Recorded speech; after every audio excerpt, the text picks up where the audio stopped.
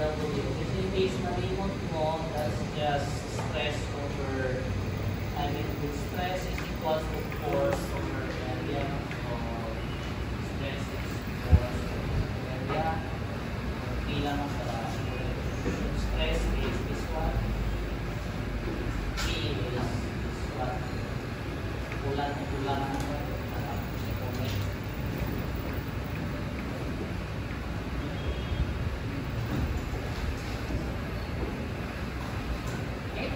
Answer this one, and we have to determine the strength of our well, which is from the problem is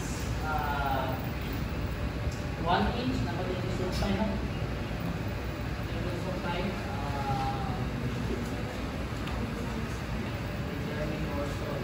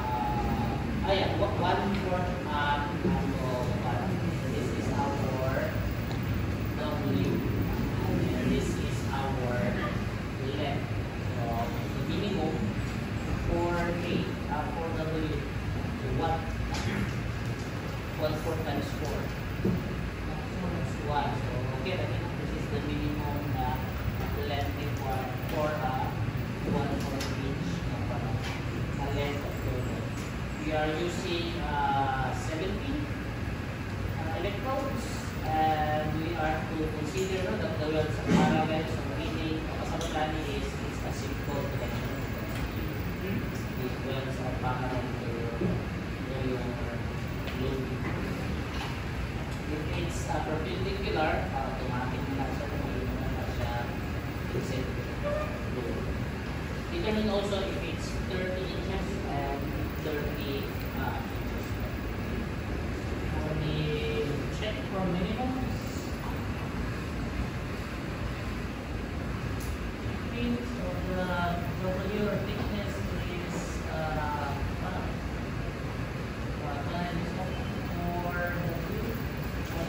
4 times 1/4 equals 1 inch. Okay.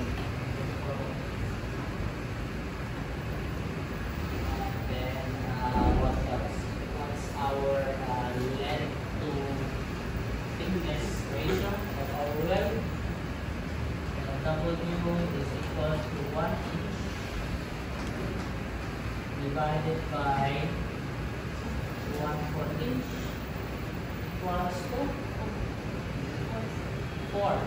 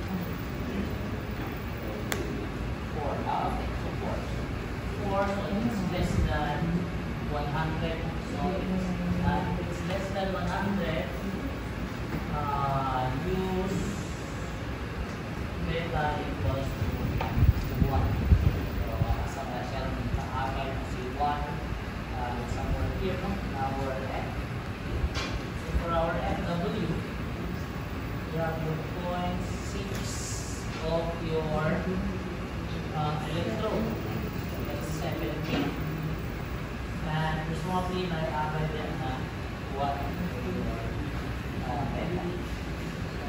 this is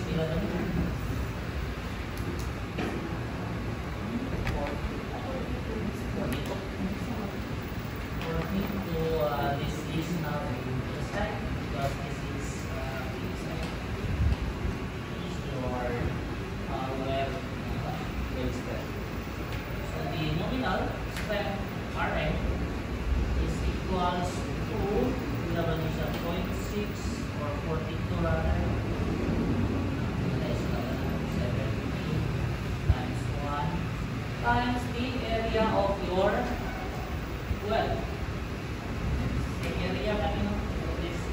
about the probe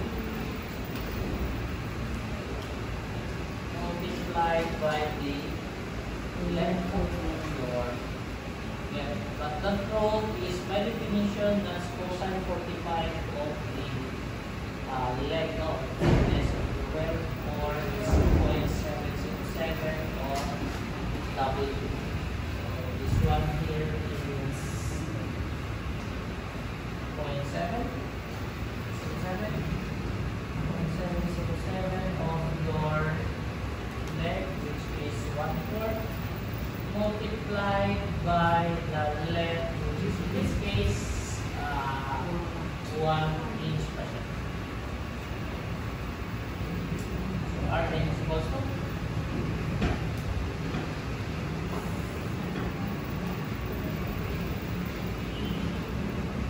7.42. 4.30 Sir, Yes.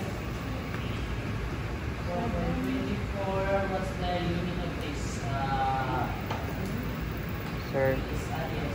7.42 ang nigawas sa mo. 7.42. Oo. Tasa. Sa RN. 7.42. 7.42. The unit for this is just it's keeps, no?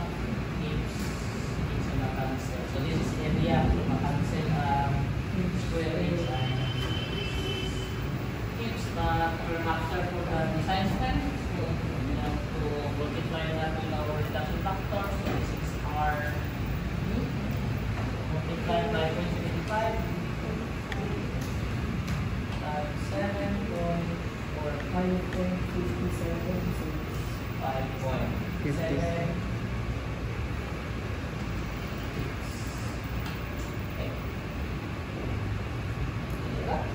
Uy, okay.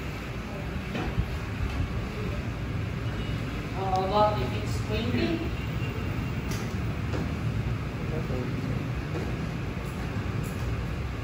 Condition is L equals to 1 inch and L equals 20 inches. We have our the minimum, of course, is 1 inch. Okay, we have to check for our length to well calculation. LW is 20 inches divided by 1/4. 80. 80, sir. 80. So it still is less than 100. So therefore, use beta equals to 1. Our FW here is same. Same ba? But our Rn will be different. Rn is equal to 0.6 times S3 times 1 times cosine 45 of your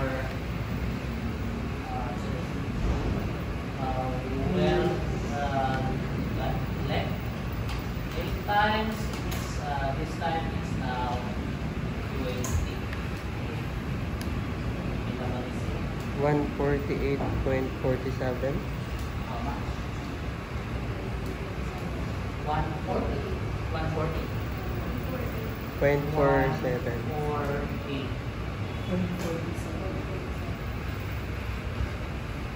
Ang iyang kuan, ang iyang RU,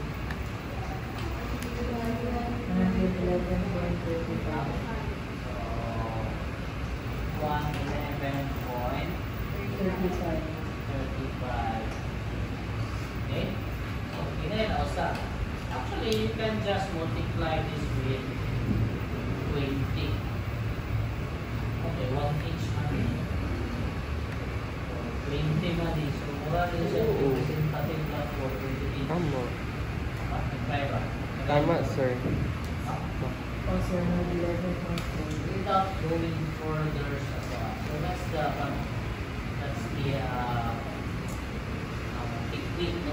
gawin ko or para nalang mo ay mga unit na nanoy value every 1 inch or 1 millimeter ba pa mo 10 millimeter multiply na tayo sa isa.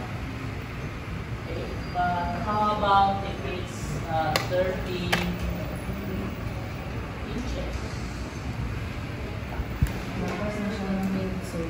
Lapas ay 100. So therefore, you cannot multiply right away. Okay, saan mo man ato beta. So what's the beta for that? Ay, kasi sila. W is 30 over 1/4. So that's 120. So it's greater than 100. So therefore, beta is equals to 120 minus 0.002. Ito na lang. Times 120 times ano ba yung bay? Times 120 ha?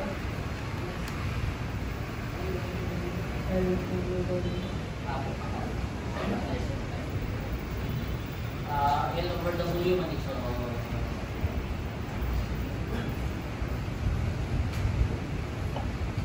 Ilan na ito?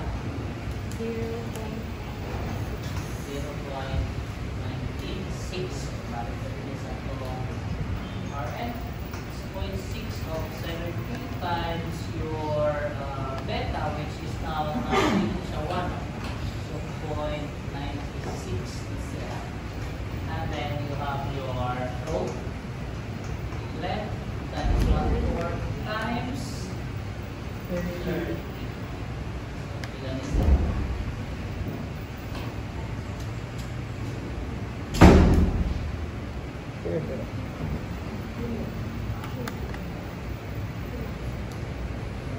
$113.780 or 8. Then RU is equals to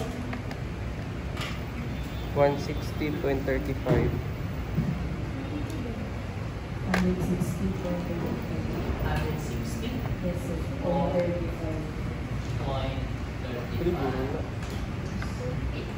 Bisa ka pa That's really well squared. 160. So dapat 160. What happens if 1 lang